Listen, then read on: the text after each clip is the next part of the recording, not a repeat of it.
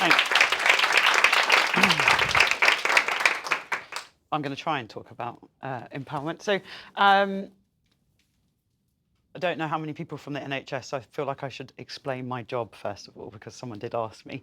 And I forget that people actually, if you're not in the NHS, you most probably don't have a clue what I do. So I am the chief nurse of the hospital, so I'm on the board, and I have 2,500 nurses, allied health professionals and midwives under me in my work. And I work alongside a medical director and a chief operating officer, et cetera, and we essentially run the hospital on a day-to-day basis. We do the strategic direction and anything else that comes into the business running. I never really dreamed of being a chief nurse when I went into it, but one of the things that I love about being a chief nurse is that I get to be me, which has not always been the case in my NHS journey. And I also get to cut away every little bit of red tape that I can find that I'm able to do, and I don't have to answer to anyone. Obviously, I have a boss, but he's a very free-flowing boss and lets me be Kelly. In my last role in another hospital, something that I could have changed in most probably 45 minutes took me most of the time about 3.5 months because of how many people I had to go through to have those discussions. So I guess my empowerment journey, so this is all about me and my team, because it hasn't just been me, there's a whole team of us who have done it. But we changed our vision and what we are, our values last year in our trust, and empowerment is our first one. And I'm going to explain to you why. So, in healthcare, we are not working with tins of beans. And I say this all the time when I go around because it's life and death.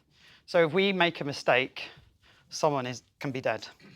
And even though all of the stuff that we do, people most probably do in their own, corporate businesses, etc., the impact can be devastating for the stuff that we do. But also the people that we're serving, this could be their worst day of their life that they're walking in.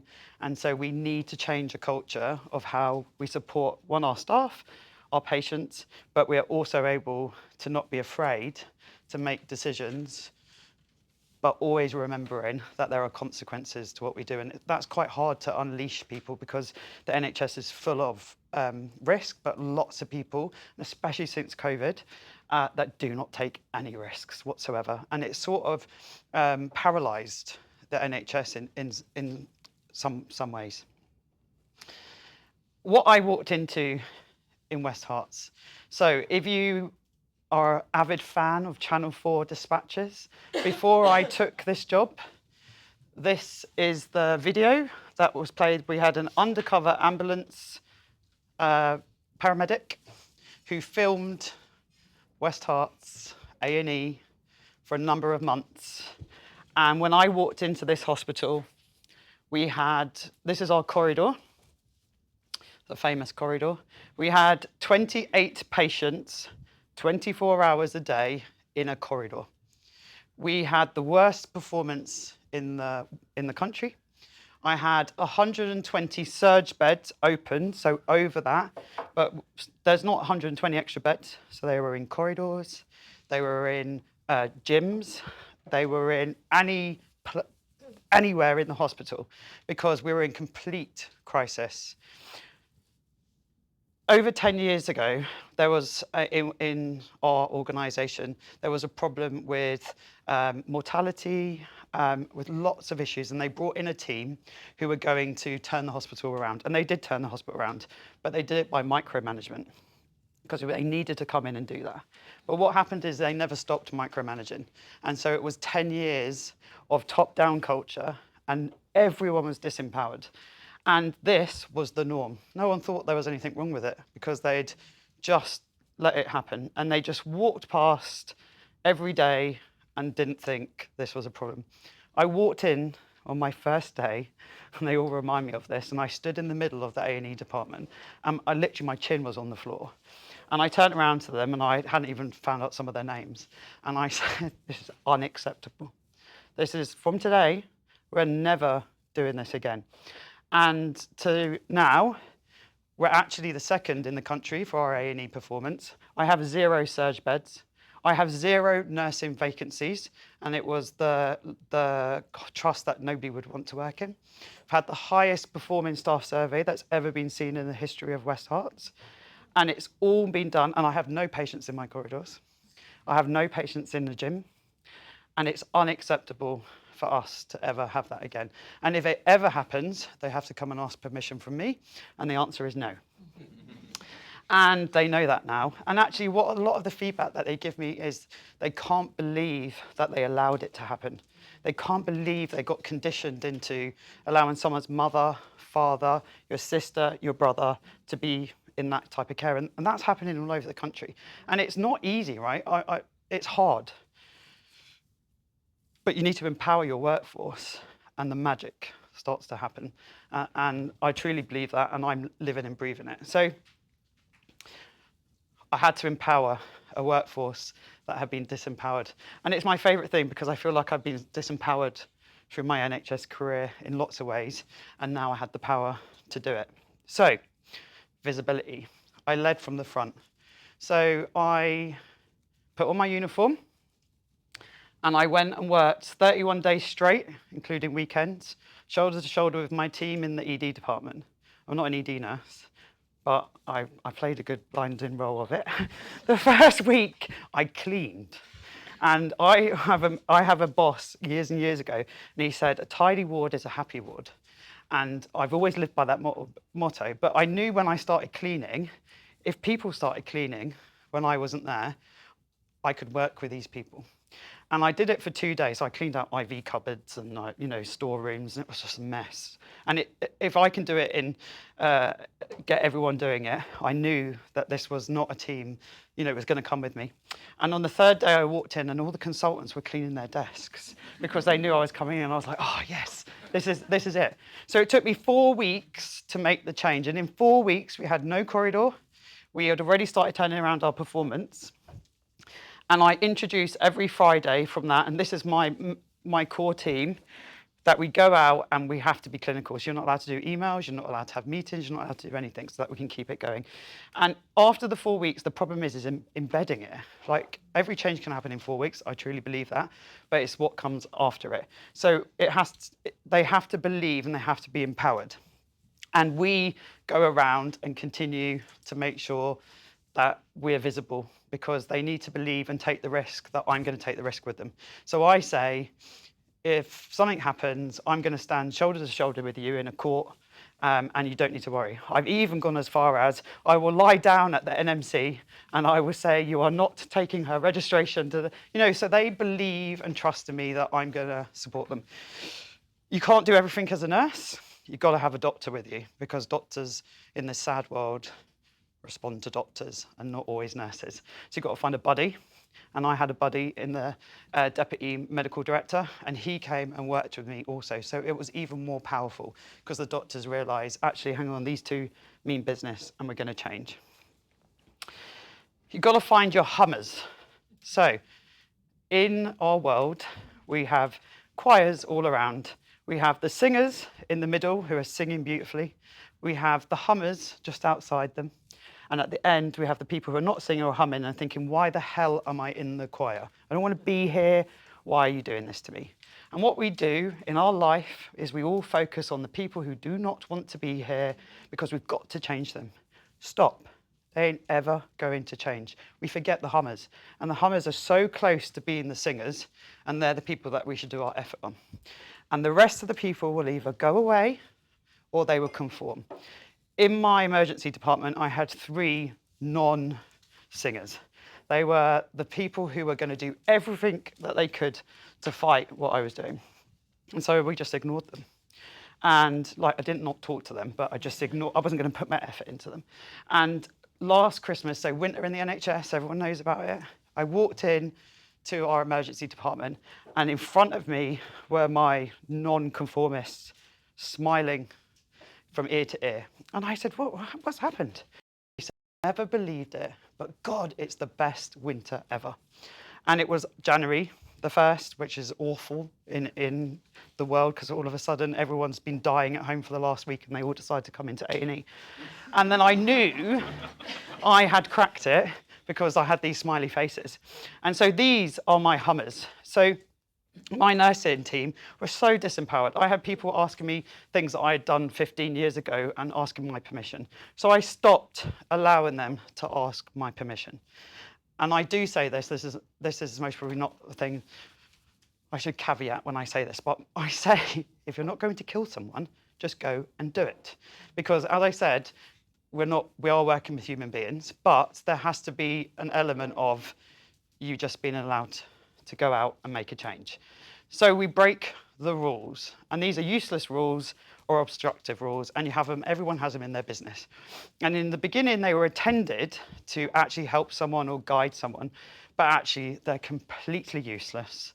And actually what they're doing is hindering us from taking any risk or doing anything, and they're essentially paralyzing us. And in the NHS, we have more than anyone has. And so what my teams were asked to do is to work out every single thing that they've ever thought of that someone said to them. And like sheep, we all followed them because 10 years ago, Jane said, da, da, da, da, da. And in the first column, there's what are made up rules. So when we all sit down and we think about it, we think, God, where did that come? There's no evidence of where this came from. Stick it in the first one. In the second one is, what is the hospital policies and guidelines that the rules are coming from? Stick it in the middle one. And the last one is national policies that actually are there and I can influence, but I'm most probably not going to change them. You'll find everybody has every sticker in the first one mainly, and they are made up rules that they have just believed forever. In the second column, you have half of them, but actually the policies are my policies. They're their policies. You bloody wrote them. So actually, if they don't work for you now, change them. Who's stopping you from changing your policies? No one. But it's a thing that everyone has in their head that, because it's a policy written on paper, that means it's the God honest truth. Well, no, it's not. So we ripped up our rules and we started changing and making rules that didn't harm patients, but actually made us able to change some of the things we were doing.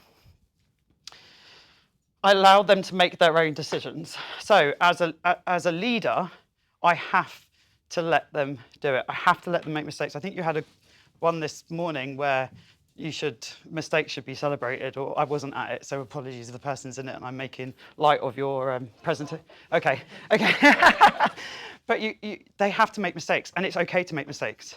It's okay to say this didn't work. And lots of people say, we tried that 10 years ago and it didn't work. Well, maybe it didn't work then because you didn't have the right people, and it doesn't mean that it wasn't a good thing to do. Let's just go around and see if there is something great we can do with it. We're also really bad in the NHS at learning from others. So I like to steal everything, and borrow, I should say, and take it from people.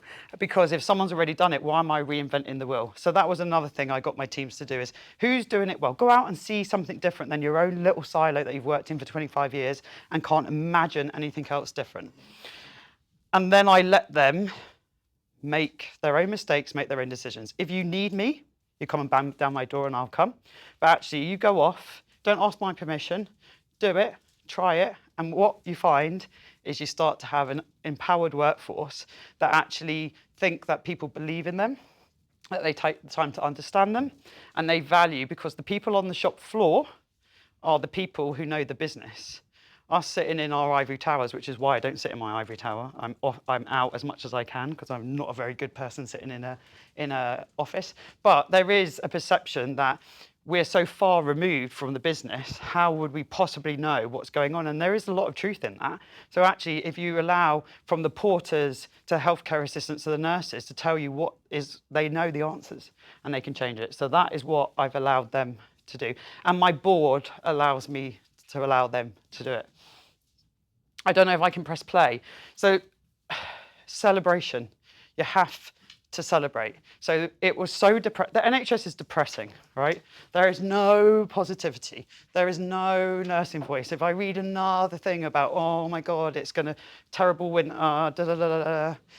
Where's the positivity? So every last thing I celebrate with my team. And I do lots of events. I think they're bored of me. I put them all on social media.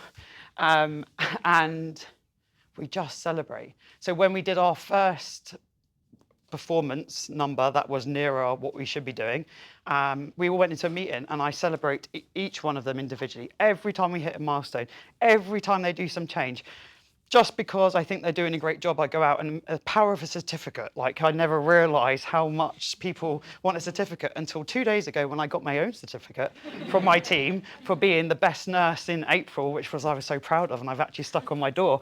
And I thought, oh my God, now I know the power of a certificate. But it's all about celebration. So my nurses are happy. I still have some, that will never be happy. But to have zero, literally have zero vacancy rates. And that's in maternity, which is so hard, paediatrics, theatres, adult nursing. And it hasn't changed, hasn't moved for 18 months. I can't get rid of people in the nicest possible way.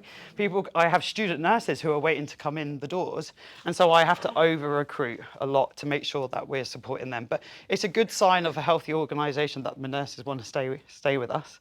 But if I can press play, I will just show you. So we celebrated Nurses Day recently. I bet it won't play, will it?